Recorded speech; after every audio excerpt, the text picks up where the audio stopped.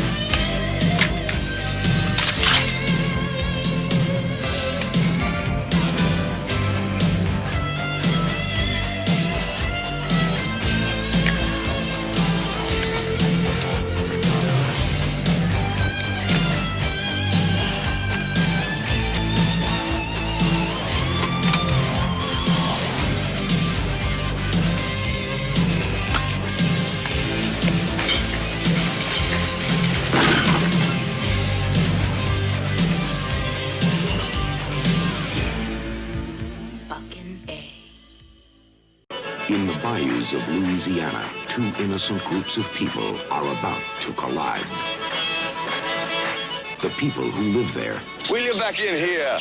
This is our home. And the National Guardsmen on weekend maneuvers. I don't know how I'm gonna do it, but I'm gonna fight my way out of here. Southern Comfort. Experience it. Rated R. Starts Friday, the UA Westwood and the Egyptian in Hollywood. Hey, this is Matt once again. Welcome back to another review, and this is another paid request. This time from a very nice guy, Broad Stipe, and it's for Southern Comfort. I know I don't have the case, but this is the disc. And if anyone wants to send in any requests, reviews, topics, pretty much any type of videos, you just send me either directly to my PayPal or join my Patreon. Both things are down below in the info box. Now, Southern Comfort, a lot of times been looked at as the lesser version of Deliverance, but I honestly feel this is much better than Deliverance. I'm not a fan of Deliverance. I've never been a fan of Deliverance. I like Burt Reynolds. There's many other films with Burt that I prefer over it. Just Deliverance, I just never was engaged by it. I just found it, the acting was not the problem, just the way the story was told, just it never engaged me. This film, with the way it looks and the location they shot it at, Rituals with Hal Holbrook, that's another one I prefer over Deliverance. And this one, I think it's because you got these National Guards people in Louisiana in the 70s, and being the Cajun threshold, so to speak, I like the way the swamp looks. I think it's beautifully photographed. And also the score by Ry Cooder, I think it's excellent. Bow, bow, bow. No, no. Bow, dow, dow. I love that piece of score. And I think the rest of the movie, the soundtrack is extremely effective. And the cast, you got Keith Carradine and Powers Boothe. Powers Boothe, may he rest in peace. It was cool to see him in a lead role as a good guy, because that was rare. A lot of times Powers Boothe, he'd either be a small supporting role or he would be a bad guy, like in Sudden Death with Jean-Claude Van Damme, Extreme Prejudice with Nick Nolte. Like I said, there's not a lot of movies where Powers Boothe is the good guy, let alone one of the main good guys. And so Powers Boothe is the new guy, joined the Louisiana National Guard. Keith Carradine, he's a guy who's having fun and jovial with pretty much everyone else. Fred Ward, bit out of it. T.K. Carter, he was in John Carpenter's The Thing. Peter Coyote, who was in Sphere. He's been in quite a few other stuff. He's kind of the commander of the group. They go out on maneuvers through the Louisiana swamp. A guy, the character's named Stucky, he decides to be a dick, fire blanks on some rednecks. I'm like, well, of course they don't fire back because they don't know what the fuck blanks, like, they don't know.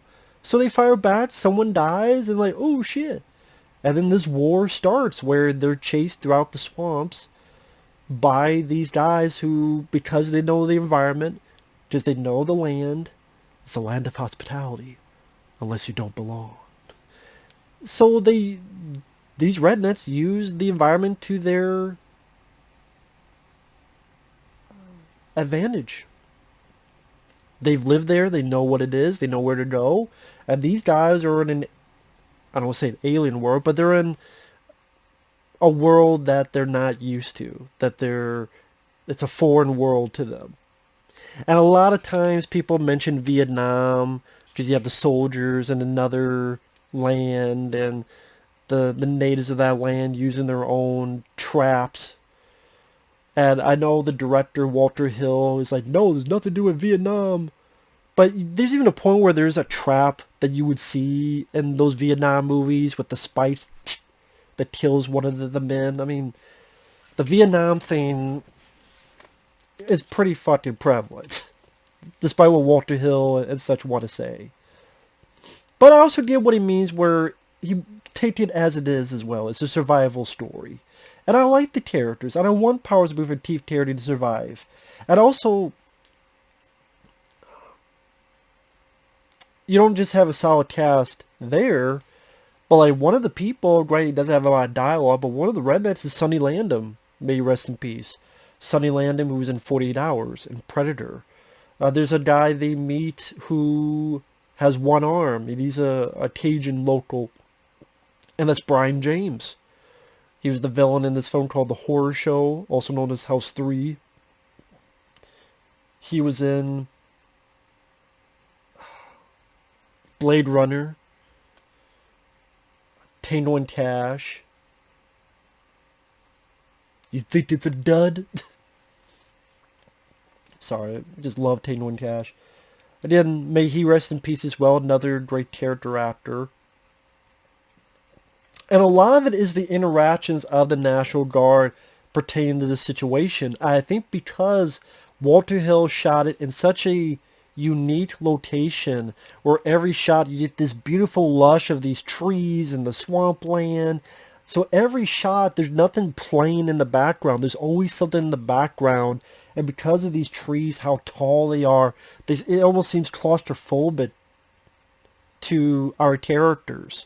That all these trees are just looming down on them, and the wet, and just even just standing still, they're still, something's happening to them. They're getting wetter, they're getting more tired, and they're going through more and more of this situation. So not only do you have the environment they gotta watch out for, these rednecks they gotta watch out for, but also themselves. And Powers Boothe, I think, is a badass. He puts him back to Fred Ward, quit fucking around and give him the rifle.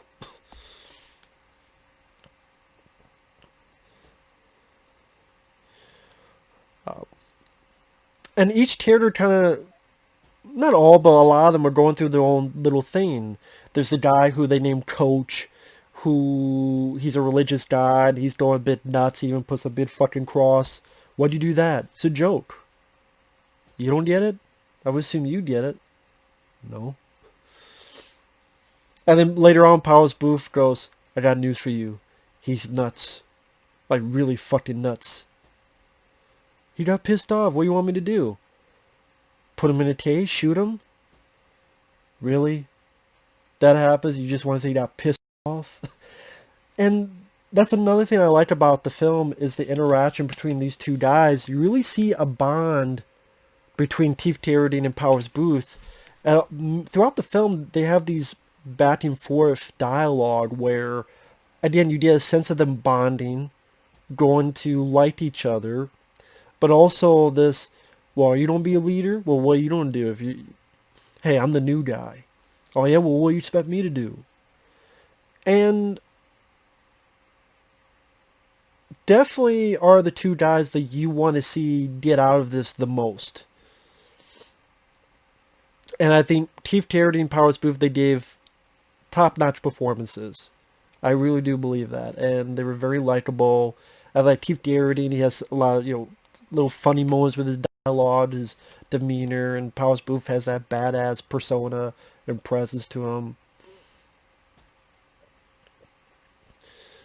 You also have the one guy who kind of takes command, but he's always talking about the rules and the rule book, and even though, you can't just copy and paste you can't just say that, doesn't matter. Like, we're in the real situation here. And you get the idea, like, this guy, he thinks like he's the guy that wants to be in combat, and he's a little bit like Gorman from Aliens, now that I think about it. I mean, combat drops too.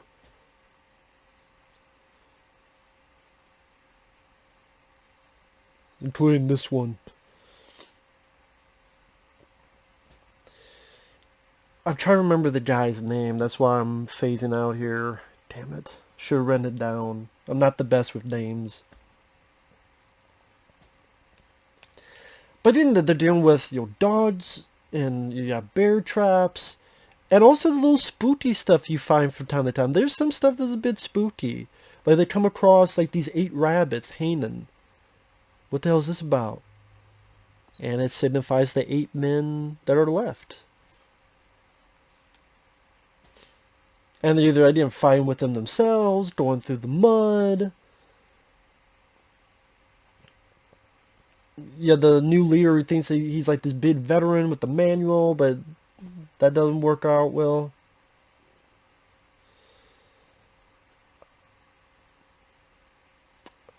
What do I want to give away? I guess if you're expecting gore, this is not going to have gore for you. This isn't a movie that has like a big body count, as in our heroes kill a lot of the bad guys. It's not that kind of movie. I looked at it as more of a survival movie, just trying to survive, get the fuck out of Dodge.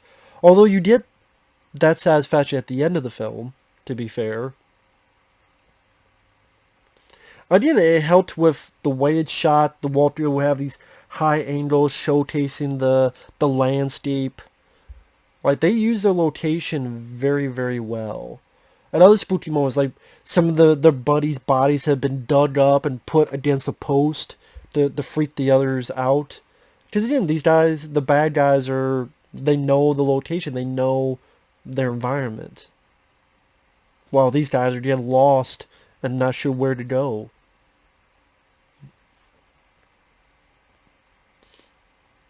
And again, these 2 leads, again, spoilers, this is starting to spoilers, so for those who don't want to know further. These 2 guys are the guys I want to live the most, and they are the guys that live. And I appreciate that, because sometimes like, oh man, I wish it was this and this guy. No, these are the 2 that you want to live, and these are the 2 that you feel are the most deserving to live, and they do. And that's satisfying. Now, I like the little bit where Powers Boothe goes, I'll tell you what I'm saying for the record. I'm going to live. I'm going to fight my way out of here. And then Keith's looking at him going, well, don't forget to save me a seat, pal. Again, they have a nice dichotomy with each other. They fit well with each other. And, certain stuff of... What's the word I'm looking for? Not serendipity, but there's a certain word I'm thinking of where some of their fates actually made sense. Like the asshole that started it all, he's running to the helicopter and he gets right into this quicksand, and even though he's just seems like just inches away, they can't see him, and he sinks right into the quicksand, the Stucky character. Or the guy who thinks he's this big veteran, he knows what to do, and he's not being mean or rude, but he's just relying on the manual too much and the rank and file too much. And he puts a bayonet, he thinks, like, this is how war is, and gets shot for his stupidity.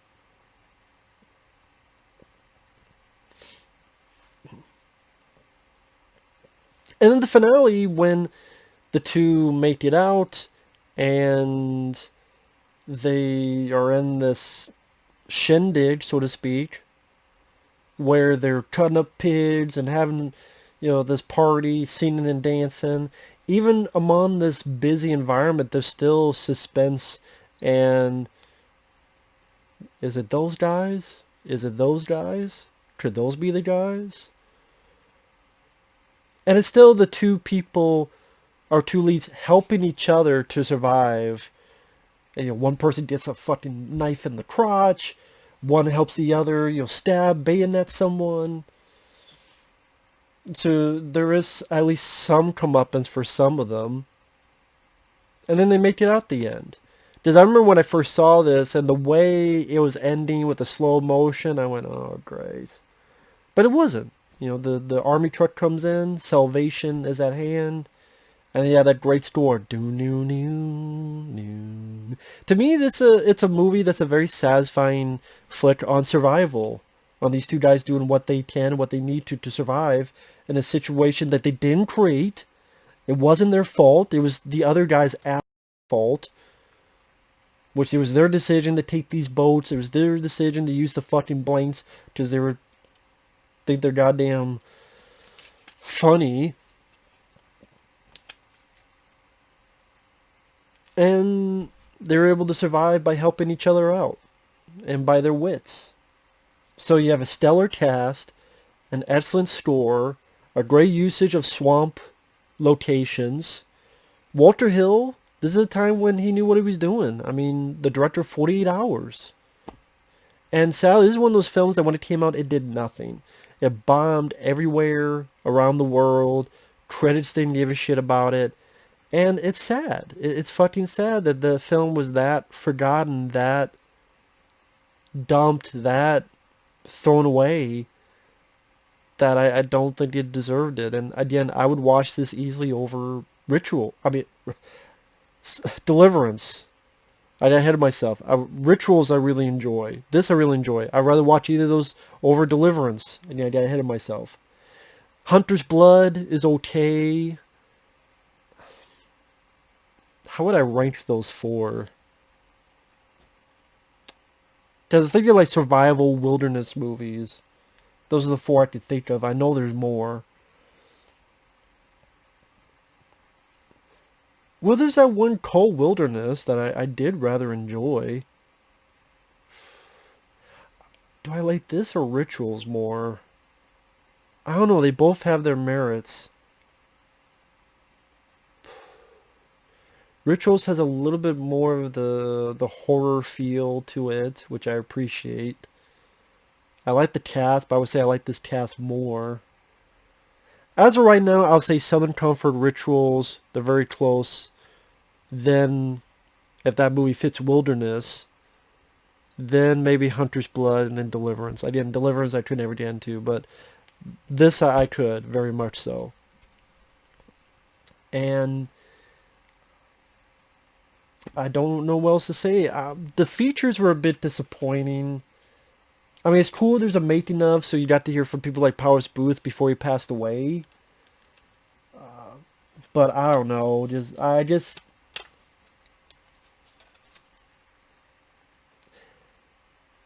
I mean, at least there's a making of. Keith Carradine, Boothe, Walter Hill, David Giler before he passed away, because he produced this, and he helped produce Alien and other movies, worked with Walter Hill a lot.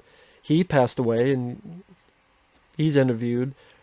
With some interviews, like Walter Hill and David Giler interview doing like Skype, and the others are on-camera interviews. But again, that's nice to have something, at the very least.